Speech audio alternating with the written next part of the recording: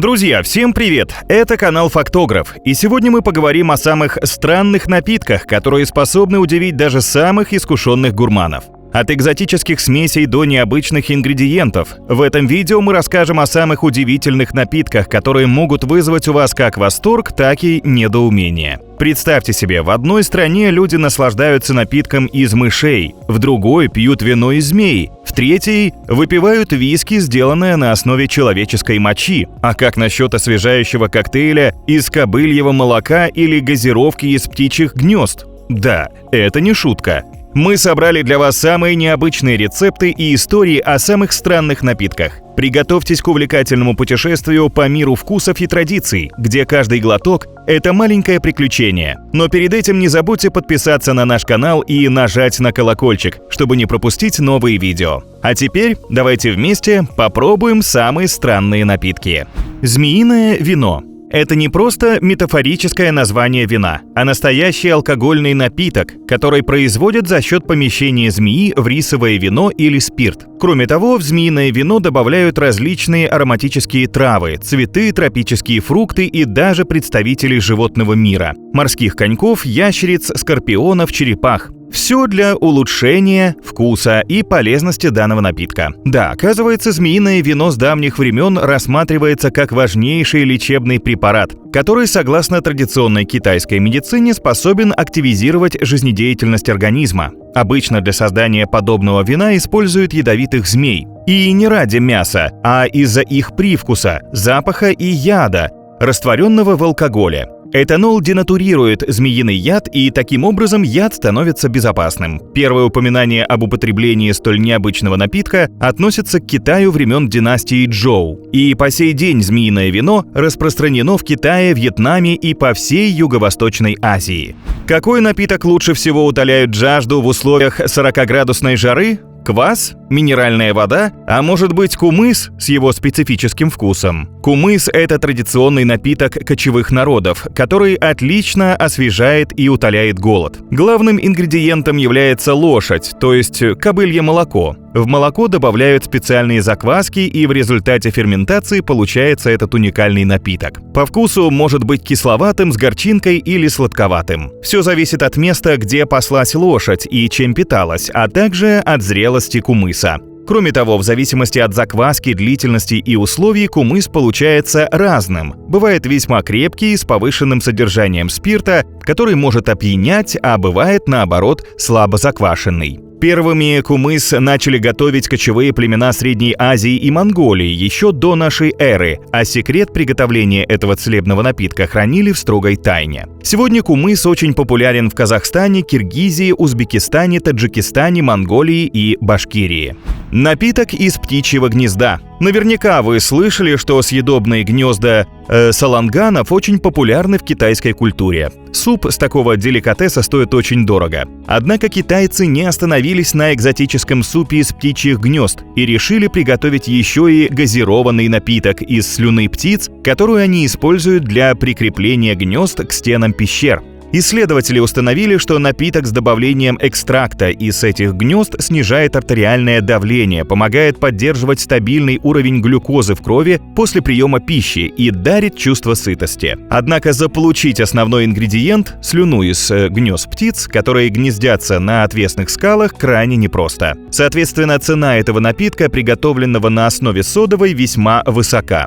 Впрочем, есть и бюджетная версия этой газировки. В Азии, в частности во Вьетнаме, Китае, Таиланде, Камбодже, предлагают дешевый аналог. Теперь все желающие всего за пару долларов могут приобрести баночку этого чудо-напитка, дарующего молодость и долголетие.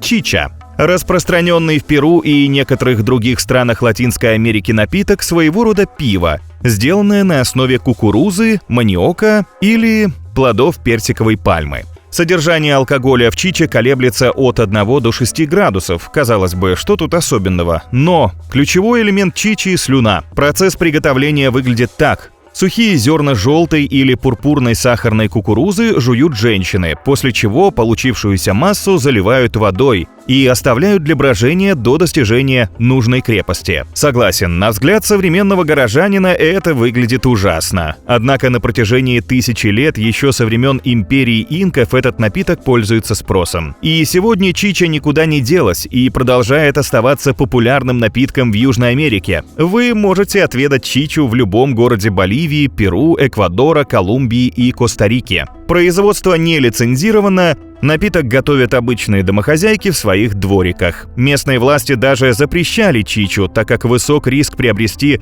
всякие неожиданные заболевания. Жующих женщин же никто не проверяет, но охотников за экзотическими напитками разве можно удержать? Snake Venom. Как вы думаете, сколько градусов в самом крепком в мире пиве? 10? 15? Нет и нет.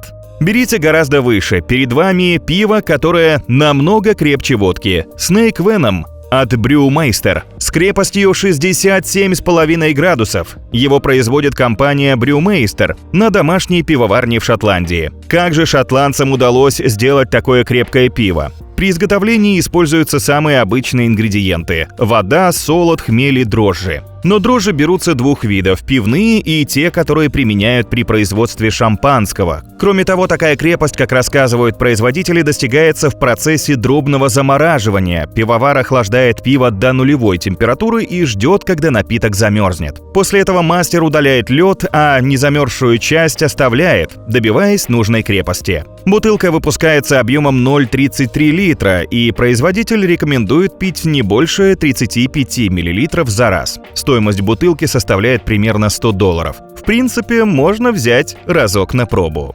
Пульке.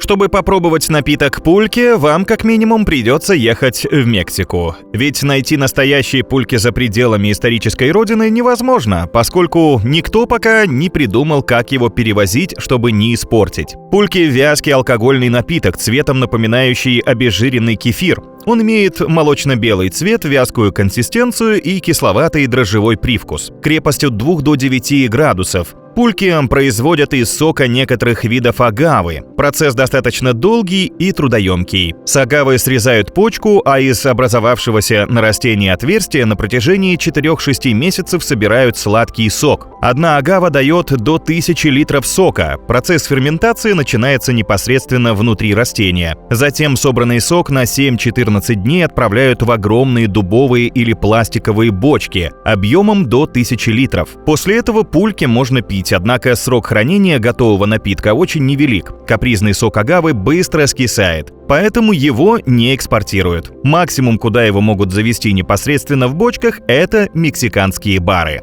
Чай мате. Чай, который содержит на порядок больше кофеина, чем кофе? Да, это чай мате. Напиток, изготавливаемый из высушенных и измельченных веток, молодых побегов и листьев падуба парагвайского, вечно зеленого дерева, распространенного в Аргентине, Уругвае, Парагвае, Боливии и Южной Бразилии. Он обладает насыщенным травянистым вкусом с легкой ореховой ноткой и горчинкой финальных аккордов. К тому же этот чай очень полезен. Согласно исследованиям, употребление мате снижает риск сердечно-сосудистых заболеваний и помогает бороться с лишним весом. Доказанным фактом является и то, что мате подавляет аппетит. К тому же, из-за высокого содержания кофеина этот экзотический напиток является естественным стимулятором физической и даже психической активности. Ну, просто не чай, а волшебная палочка. Не случайно же на его родине, Аргентине и Парагвае, настоящий насыщенный мате, прозванный «зеленым золотом». Квиспел Бир. До чего прогресс дошел? Встречайте, пиво для собак. Разработал Квиспел Бир голландец Терри Беренден, решивший как-то, что его пес тоже имеет право на глоток пива. И тогда он предложил местной пивоварне запустить в производство пива для собак по оригинальному рецепту. Первое собачье пиво стало называться «Квиспелбир», что в переводе означает «вилять хвостом». В состав напитка входит экстракт говядины, что делает собачье пиво и вправду интересным для животного. Его можно смело давать собаке и не переживать, что ваш питомец подсядет на пиво. Квиспелбир не содержит алкоголь. Наоборот, как утверждают создатели, в него добавили множество полезных для питомца веществ. Но угощать своего друга будет недешево. Одна бутылка Квиспелбир стоит примерно в 3-4 раза дороже, чем бутылка известной марки Хайникен. Гилпин Family Whisky. Говорят, у этого виски фантастический вкус, но вряд ли большинство ценителей рискнут его попробовать. Все потому, что в его состав входит моча пожилых людей-диабетиков. Автор всего шедевра – эпатажный дизайнер и исследователь Джеймс Глипин. Он извлекает мочу у группы престарелых волонтеров, в число которых входит и его собственная бабуля. Разумеется, этот ингредиент присутствует в Gilpin Family виски не в первозданном виде. Прежде чем свежесобранная моча пойдет на изготовление виски, она проходит нехитрую процедуру очистки, процеживается через обычный водоочистительный фильтр. Затем от мочи отделяется сахар, который особым образом заваривается и сбраживается. В полученную жидкость для особого вкуса и аромата дизайнер добавляет чуть-чуть виски разных сортов. Дизайнер утверждает, что относится к производству виски из мочи скорее как к арт-проекту, но не исключает возможности экспорта напитка. А пока что Gilpin Family виски производится только на заказ. Кстати, те, кто пробовал этот напиток, говорят, что его не сравнишь ни с чем. Несомненно. Мышиное вино. Как по мне, это главная мерзость, которую я даже не знаю, как человек смог придумать. Мышиное вино готовится очень просто. Маленькие лысые мышата заливают рисовым вином. После этого странная смесь хранится в сухом и темном месте до года, прежде чем ее разрешат пить. Как понимаете, название напитка не игра слов. Вино на самом деле содержит новорожденных мышат. Жуть. Мышата должны быть не старше 3 дней от роду, то есть без шерстки. Так вино не теряет своей прозрачности. Мышей нужно много, и выглядит это ужасно и жестоко. Однако на территории Кореи и Китая этот напиток очень популярен. В этих краях вино из мышек считается особенно полезным. Говорят, это первейшее лекарственное средство для борьбы с простудой или болезнями печени.